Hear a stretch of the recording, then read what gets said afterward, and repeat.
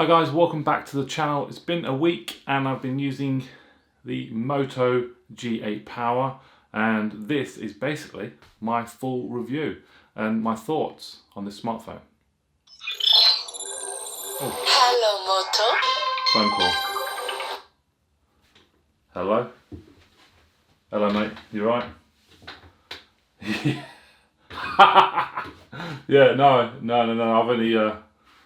I've only got one left myself, mate, so yeah, that's got to last me a month as well, so yeah.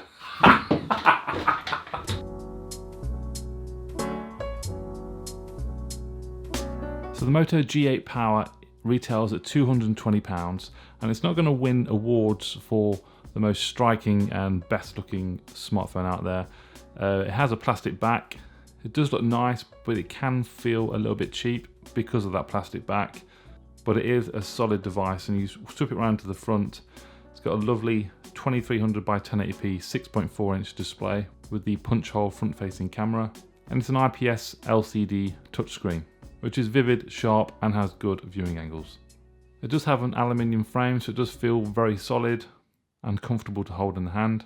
Users will notice that there is no Face ID, so you just have the fingerprint sensor at the back, where you can have the pattern and the pin codes as well to unlock the smartphone. You'd think with Android 10 and front-facing camera they'd maybe have included the Face ID, but they haven't. They do have the pretty cool gesture controls. You can swipe away apps, and the brilliant little scroll at the bottom where you can scroll and flick through recent apps as well. Gets a little bit getting used to, but it makes it a lot easier navigating around the phone when you do. Now this is a mid-range smartphone, but I think it's quite an affordable mid-range smartphone for £220. It's powered by the Snapdragon 665 and also the Adreno 610. It's an octa-core CPU, and I've had no problems at all with speed and performance. It has 4GB of RAM and 64GB of internal storage, and it's been really good. It's been great. It's powered through pretty much everything I've thrown at it, and even Call of Duty. It's on high settings and high frame rate. Handled that absolutely fine. You could probably even push it a little bit further. I never did, but it handled it absolutely fine. Heads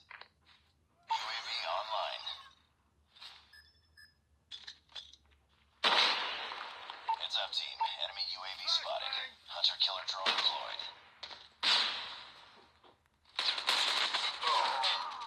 Now on the back of the box it says up to 3 days battery. It has a 5000 mAh battery, and I did not get up to 3 days. I got up to 2 days though. I think battery life on this smartphone is excellent, and the best day I got was 10 hours screen on time, and another one 9 hours, nearly 10 hours. And that was a combination of some gaming, lots of WhatsApp, Google navigation, just basic use. It wasn't heavy gaming, so if you're a heavy gamer it might reduce slightly, but it also depends on what you do throughout the day. But the Moto G8 Power does have the power. With most of the phones, I do test GPS. I use GPS, Google navigation a lot every day, and there was no problems at all with GPS signal and strength. All my trips were absolutely fine. Okay, one thing I want to bring to your attention, this is the only issue I've found with this Motorola G8 Power, and that is 4G signal. I found the signal being quite weaker than maybe compared to my Pixel 3 XL. As soon as I jumped onto this phone from the Pixel 3 XL, I could definitely tell the difference. I'm with EE, so I can't really comment on other providers out there. So this is a speed test now on 4G. So my upload speed was better than my download speed. Okay, so now I have my Pixel phone. I'll just put the SIM card in there. We'll do a speed test now. Okay, so we've got 2 down and 3 up, and on the G8 Power we got 0.88 and 139. So although the speeds are quite poor on both, on the G8 Power it's quite dreadful actually. And I have definitely noticed a slight issue with mobile data signal. In really strong areas, into town and stuff, it improves. You don't really notice it, but when I'm at home, I notice it a lot. But I can't comment on other providers. It's only EE. So the G8 Power boasts dual stereo speakers, and this is powered by Dolby. You have presets for music, film, games, or you can do custom settings as well. And the audio on this is really, really good.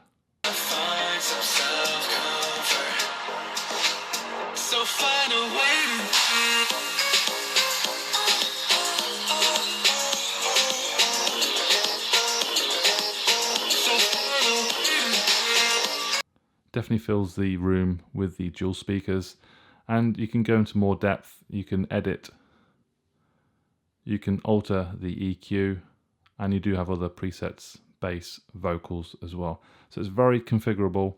Dual stereo speakers is a great plus for this affordable mid-range smartphone. So the quad camera setup on the Moto G8 Power is very good. For this affordable mid-range smartphone, you're getting a pretty good camera. I really like the front-facing camera. Even in low light and artificial light, you're getting a good quality photo. You have a glorious ultra-wide angled lens, which have took some great photos. You have the standard lens.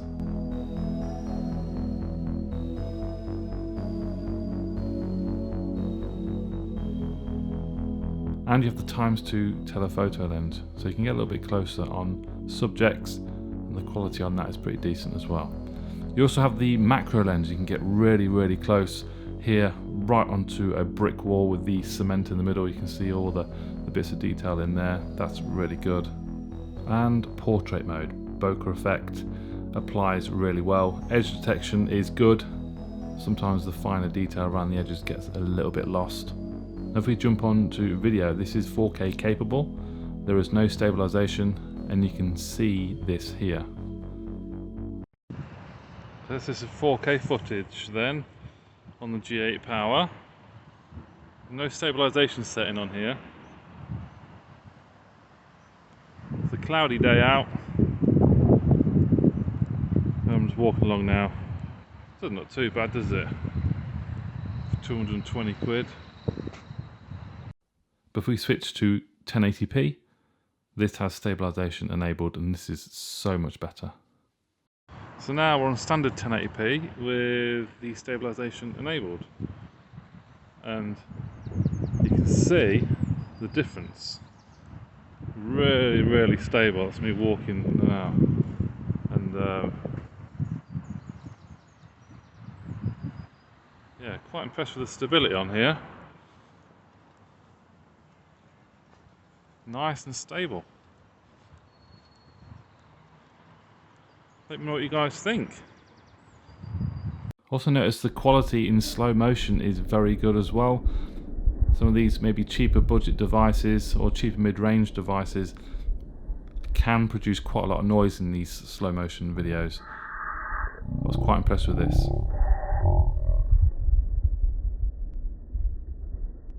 And lastly, front-facing video. You can shoot up to 1080p on here. Have a look at this. Front-facing video on the G8 Power.